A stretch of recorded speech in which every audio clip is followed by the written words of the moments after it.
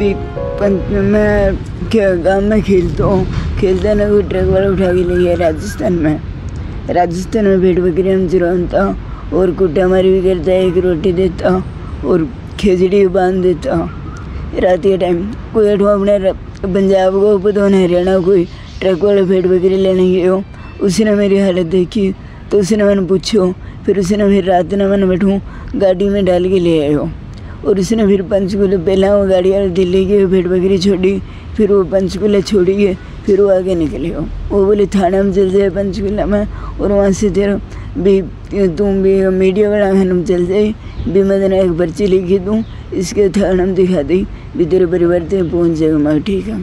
तो राजस्थान में क्या करवाते थे आप? भेड़ बकरी चराता हूँ, खेत में काम करता हूँ, गोडी गाडी करता हूँ।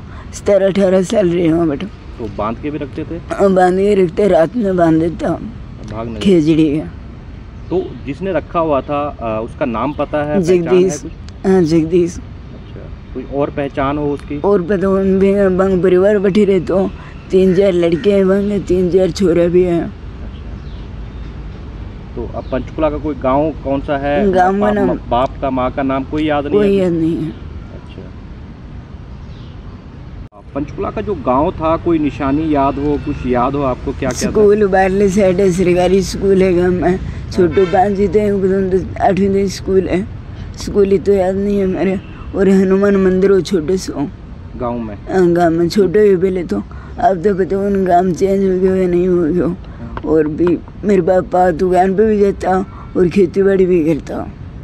दुकान किस चीज़ की करते? दुकान परचून की, उन कपड़े की तो उनके थी दुकान पे। मैं ना लेके गया ना मैं कभी गया पापा से था। तो गाँव में थे? बहन से बहना के साथ स्कूल जाते हो। दरअसल मामला ये है कि भी एक लड़का जो हमें मिला है, जो करीबन उम्र 30-1 साल है इसकी।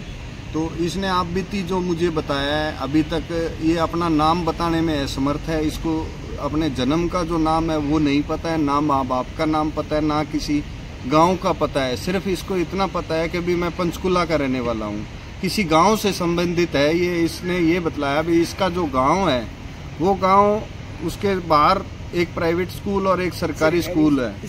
सरकारी स्कूल है। इसकी 3-4 बहनें थी और ये इकलौता भाई है उनका।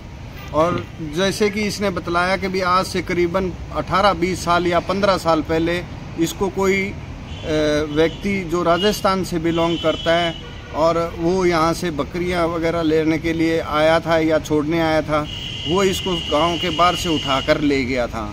और ले जाने के बाद वहाँ राजस्थान में किसी जगह पे खेतों में रखा गया इसको, वहीं खेतों में काम, कभी किसी गांव में नहीं जाने दिया और वहीं इसको रखा गया। वहीं उसको एक टाइम की इसको खाना दे दिया करते थे और खेत में काम कराया।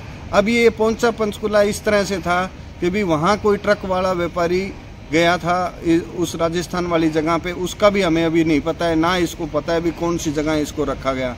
केवल ये इतना बता सकते हैं कि भी जो व्यक्ति इसको लेके गया था उस व्यक्ति का नाम जगदीश लेते थे।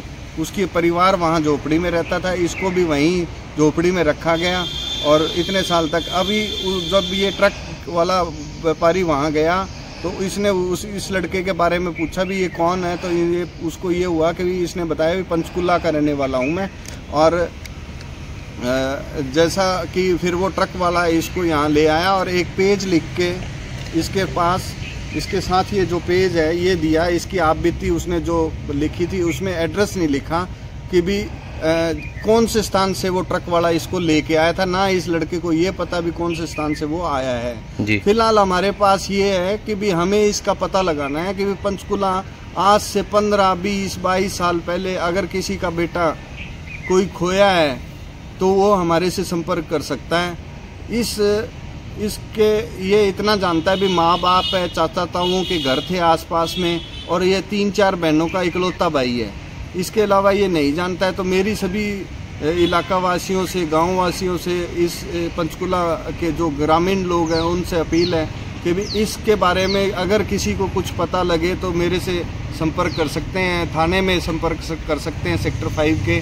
ये अभी हमारे पास पहुंचा है, इसको आगे हम इसकी तलाश में और इसको घर पहुंचाने में भरसक प्रयास करेंगे।